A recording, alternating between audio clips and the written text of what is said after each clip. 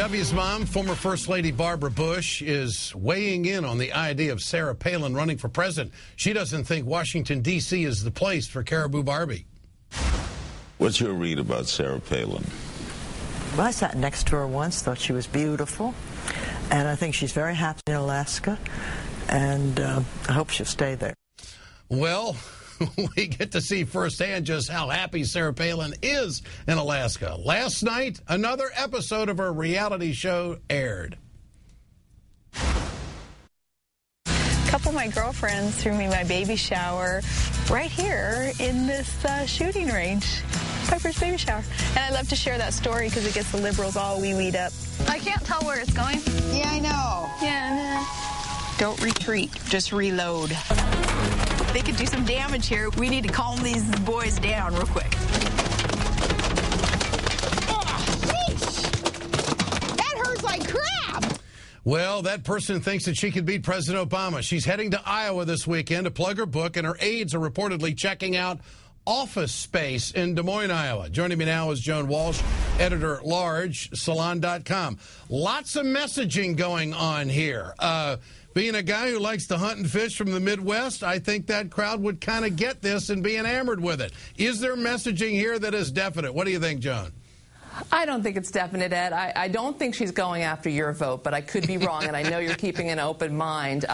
You know, I think that the Barbara Bush maneuver is fascinating. It's not the first time she went after a female vice presidential candidate. You remember she said Geraldine Ferraro was something that rhymed with witch. But anyway, you know, there's going to be a circular firing squad in the Republican Party around a lot of issues, but particularly around Sarah Palin. She is right now presenting a paradox for the party. She is leading. The Quinnipiac poll that just came out shows her leading the pack for the nomination, but it shows her losing to President Obama, while Mitt Romney actually, I don't believe this. I think a lot of people are looking at this and saying, is that really her? Is this show and tell?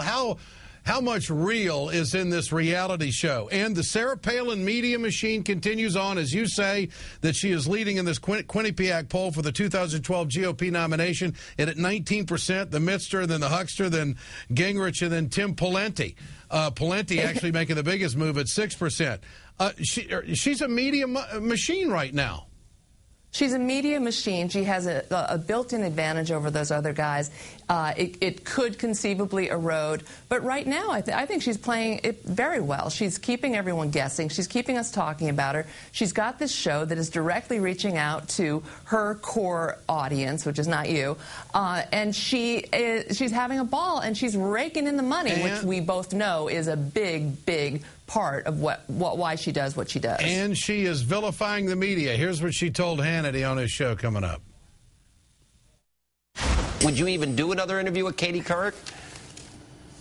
You know, I would look forward to being even more open than I already am. As for doing an interview, though, with a reporter who already has such a bias against whatever it is that I would come out and say, why waste my time? No, I will speak to reporters who still understand that cornerstone of our democracy, that expectation that the public has for truth to be reported, and then we get to decide.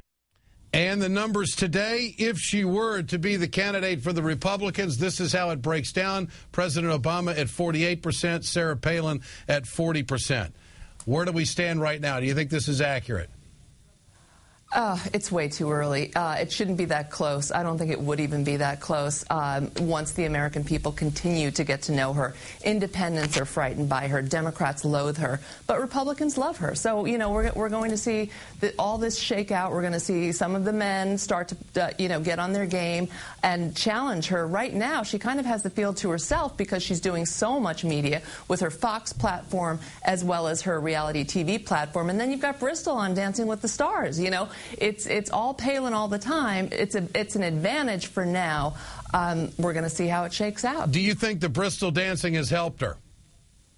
You know, I honestly think that could hurt her because people are so up in arms about that. I'm not watching, Ed. I don't have time. I'm not a snob. I just don't have time. But people are saying, you know, she's really beating people who are better dancers. So maybe the fundamental unfairness of this judging could create a backlash against the Palins that could be the real Palin gate. Who knows? I don't know if it's helping or hurting, but there's more controversy than I expected, which is kind of hilarious. Joan Walsh, great to have you with us tonight. I'll be on the Today Show tomorrow morning talking about this story in the 7 o'clock hour. Hope you can join us.